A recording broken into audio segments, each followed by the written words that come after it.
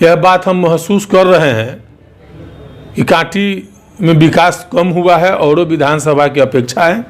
दादर खुलवा, लश्करीपुर, मुस्तफ़ापुर जो बाढ़ का इलाका है वो हमारा बहुत ही ख़राब स्थिति में रहता है। हमारे किसान भाई कर्ज लेकर के पैदावार लगाने का काम करते हैं और जलगी जानवर खास करके नीलगाय, लेकिन विडम्बना है कि राज्य सरकार नीलगाय को जंगली जानवर की सूची से भी हटा दिया है।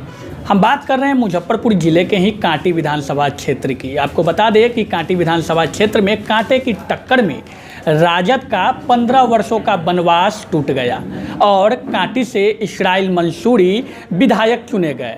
विधायक बनने के बाद इस्राइल मंसूरी अब क्षेत्र में सक्रिय हो चुके हैं और आभार सह जनसंवाद यात्रा का कार्यक्रम पूरे क्षेत्र में घूम घूम कर रहे हैं। क्या कुछ होगा आगे की रणनीति? आभार यात्रा जनसंवाद कार्यक्रम में किस तरह की समस्याओं को देखने को मिल रहा है? कांटी में क्या कुछ स्थानीय समस्या है? इन सबों पे हम खास बातचीत करेंगे। छोटी सी संक्षिप्त परिचय मैं आपको दे दूं कि चुनाव से पहले इस्राइल मंसूरी राजद के प्रदेश महासचिव हुआ करते थे। चुनाव में चेहरा बदला गया और बता दें आपको कि कांटी विधानसभा क्षेत्र की एक इतिहास रही है कि हर 5 सालों पे पार्टी द्वारा जो चेहरे होते हैं वो बदल दिया जाता था, लेकिन 15 वर्षों से चेहरे बदलने के बावजूद पार्टी को जीत नहीं मिल पाई। लेकिन 2020 के बीते बिहार विधानसभा चुनाव में इस्राइल मंसूरी नए चेहरे के रूप में आए और कांटी विधानसभा क्षेत्र से जीत हासिल करने में सफल हुए। सबसे पहले आपको विधायक चुने जाने पर आपको हम बधाई देते हैं और स्वागत करते हैं। धन्यवाद। और आपसे जानना चाहेंगे सबसे प्रथम कि पहले आप मुखिया हुआ करते थे, अब एमएलए है। मुखिया से विधायक तक के सफ़र में किन संघर्ष के रास्तों पे चलना पड़ा, इसको संक्षिप्त में बताया जाए। देखिए, हम साधारण परिवार के लड़का हैं और मुखिया भी हम बने थे। शोषित दलित पिछड़ों की आवाज़ हम पहले उठाने का काम करते थे। किसी भी मुद्दे पर जो उनके साथ नाइंसाफ़ी होता था, अन्याय होता था, अपमानित होता था, उसके खिलाफ हम आवाज़ बुलंद करते थे। तो मुखिया का चुनाव तो हम चुनाव के 2 दिन पहले, नामांकन के अंतिम दिन के 2 दिन पहले हम नामांकन किए थे। लोगों ने कहा कि आप ही चुनाव लड़िए, दूसरा कोई नहीं है। जात पात तो बिहार में स्ट्रीम पर क्या देश में भी चल रहा है और हमारा संख्या उस समय मात्र मुस्लिम समाज का 150 वोटरे था। उसके बावजूद भी हम इनकार कर गए कि जाति व्यवस्था में हम नहीं पढ़ेंगे। लेकिन लोगों ने कहा कि आप जात के लोग नहीं, आप जमात के लोग हैं, आप नामांकन तो करिए। तो मैं तो नामांकन किसी दूसरे व्यक्ति प्रस्तावक के यहाँ से प्रखंड में भेज दिया था, लेकिन जनता का स्नेह और आशीर्वाद मिला। तमाम दबे कुचले लोग हमारे साथ दिए और हम मुखिया में निर्वाचित होने लगे। मुखिया का सफ़र कब आप तय किए थे? 2001-06 का जो मुखिया का जो सेशन था, उसी उपचुनाव में हम मुखिया का चुनाव जीते थे। अच्छा, मुखिया और अब विधायक, मुखिया बनने में और विधायक बनने में किन तरह के अंतरों को मानते हैं? देखिए, चूंकि हमको कोई बहुत अंतर नहीं बुझा रहा है। हम मुखिया थे तब भी, चाहे हम पार्टी के संगठनात्मक कार्य कर रहे थे, फिर भी हम हमेशा जनता के लगाव में थे, जनता के बीच में थे। और हमेशा हमारे पास में कुछ न कुछ जो दबाए हुए लोग थे, जो यतीम थे, जिन पर जुल्म होता था, वो लोग हमसे संपर्क में लगातार रहे और हम उनके मदद में हम हमेशा तत्पर रहते थे। आज लोगों के स्नेह, प्यार और आशीर्वाद से हम विधायक हो गए हैं, लेकिन हमारा कार्य करने का क्षमता वही रहा है और कल भी रहेगा। ये कहिए कि आज विधायक होने के बाद थोड़ी जवाबदेही और बढ़ गई है, लोगों की संख्या बल थोड़ा बढ़ गया है लोगों का आने का, तो हम उसी हिसाब से समय दे रहे हैं। लोगों को जन समस्याओं के निदान करने में हम हमेशा उसी तरह से लगे हुए हैं। अच्छा, बात करें कांटी विधानसभा क्षेत्र की, तो देखा गया है कि पिछले 15 वर्षों में ऐसा माना जाता था कि प्रत्याशी जो होते थे हर 5 सालों पे चेहरा बदल दिया जाता था। 2020 की चुनाव की बात करें तो चेहरा फिर से बदला मिला।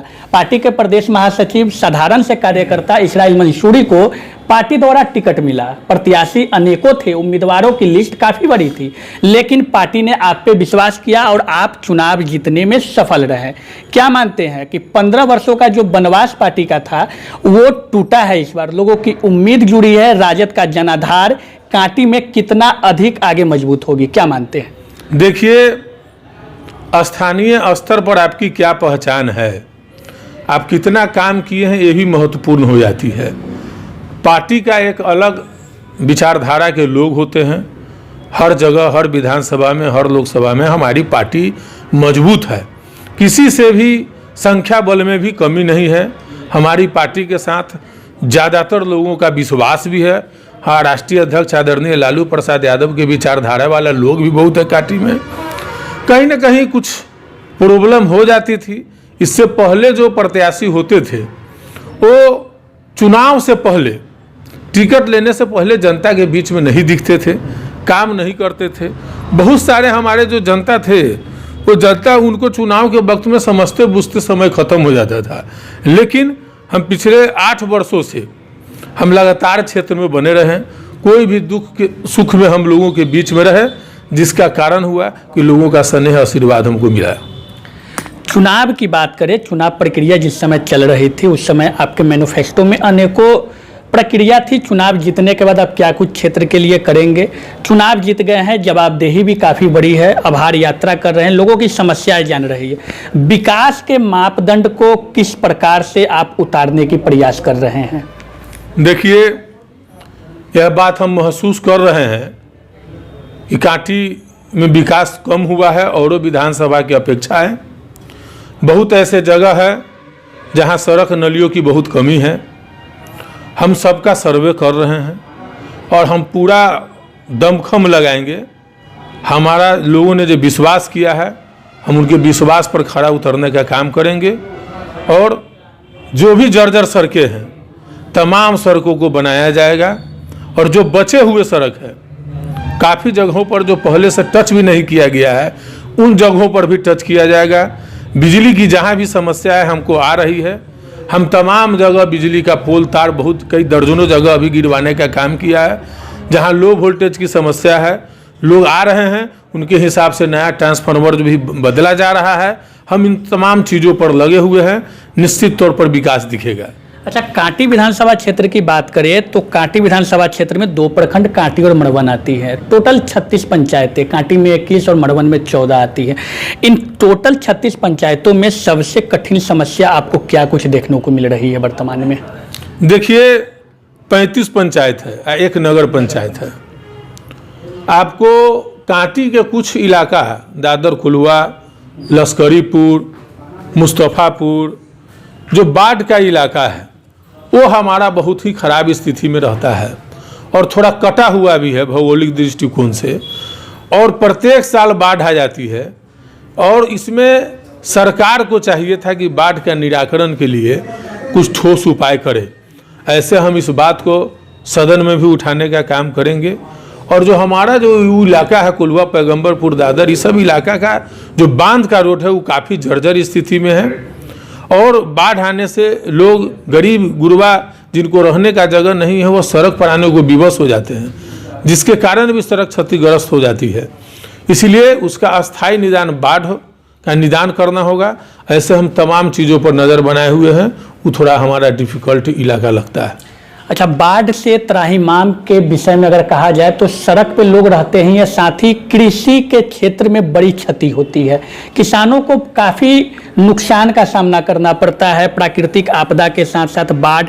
और उसके बाद अगर बाढ़ और प्राकृतिक आपदा से बचे तो जंगली जानवरों के आतंक से किसान परेशान रहते हैं। इन पे आपकी क्या कुछ पहल हो सकती है? देखिए, जंगली जानवर का मुद्दा बहुत गंभीर मुद्दा है। हमारे किसान भाई कर्ज लेकर के पैदावार लगाने का काम करते हैं और जंगली जानवर खास करके नीलगाय। लेकिन विडम्बना है कि राज्य सरकार नीलगाय को जंगली जानवर की सूची से भी हटा दिया है। पहले नीलगाय से क्षतिपूर्ति का कुछ मामला भी बनता था, किसान दौड़ धूप करके कुछ क्षतिपूर्ति ले भी लेते थे, लेकिन आज वो भी किसान क्षतिपूर्ति नहीं ले सकते हैं।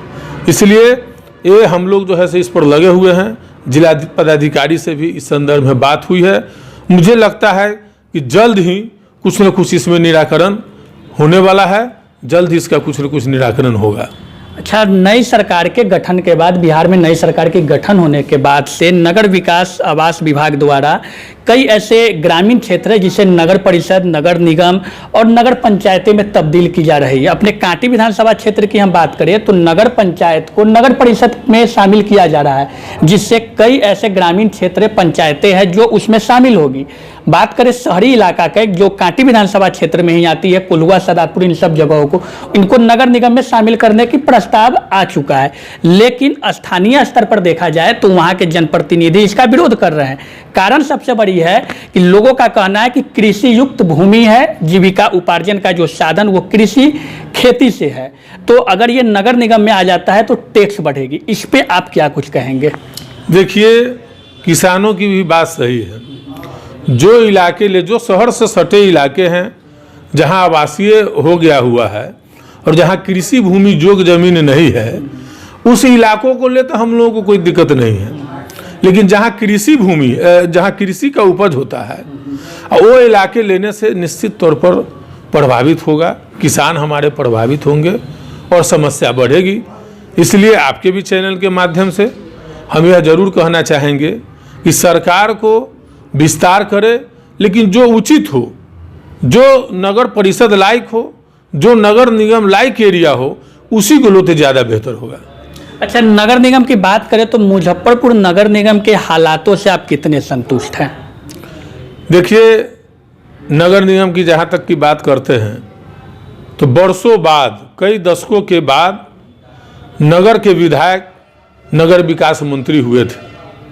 वो दूसरे पार्टी में है, हम दूसरे पार्टी में हैं, लेकिन आत्मसंतुष्टि हमको भी मिली थी और हमको भी लगा था कि अब शहर का कुछ कायाकल्प होगा। लेकिन विडंबना है कि नगर विकास मंत्री रहते हुए आज मेरा मानना है कि अगर बिहार में सबसे खराब अगर व्यवस्था अगर है तो शहर का है। लेकिन जनता भी देखे हैं कि क्या रिजल्ट दिया है। हमको लगता है कि निश्चित तौर पर अभी सुधार की दृष्टिकोण में शहर जाएगी और निश्चित तौर पर कुछ न कुछ सुधार दिखेगा। तो क्या मानते हैं कि अगर नगर निगम में ग्रामीण इलाकों को शामिल की जाएगी तो सुविधा बढ़ेगी या टैक्स का बोझ वाकई में लोगों पे पड़ेगी? देखिए, जो नगर निगम का स्थिति है, जो काम करने का तौर तरीका है, उससे लोग संतुष्ट नहीं है। अच्छी बात है, कोई विस्तार हो, सुविधा अगर हो तो लोग भी सहज स्वीकार करते, लेकिन ऐसा कुछ नहीं है। टैक्स तो लिया जाता है, लेकिन जो जनता के मूलभूत समस्याओं का जो निराकरण होना चाहिए, वो नगर निगम, जब मुजफ्फरपुर नगर निगम शहर में नहीं कर पाया, इसलिए लोग नहीं चाहते हैं कि बिला वजह हम टैक्स भी दे, हमको कोई सुविधा नहीं मिले, इसलिए लोग नहीं चाहते हैं कि नगर निगम में हम जाए। अच्छा, चुनाव के समय की बात करें तो आपने मैनिफेस्टो में ये बात कहा था कि कांटी में एनटीपीसी है, कांटी में छिन्नमस्तिका मंदिर, सिरुकाही शरीफ और कांटी कोठिया मजार है, इन सबों को पर्यटक स्थल का दर्जा दिलाने के लिए आप भरसक प्रयास करेंगे और कांटी एनटीपीसी में योग्यता के अनुसार 60% युवाओं को मौका दिलवाना आपका प्राथमिकता होगा। इन सब को लेकर क्या कुछ रणनीति अब तक तैयार की गई है या की जाएगी?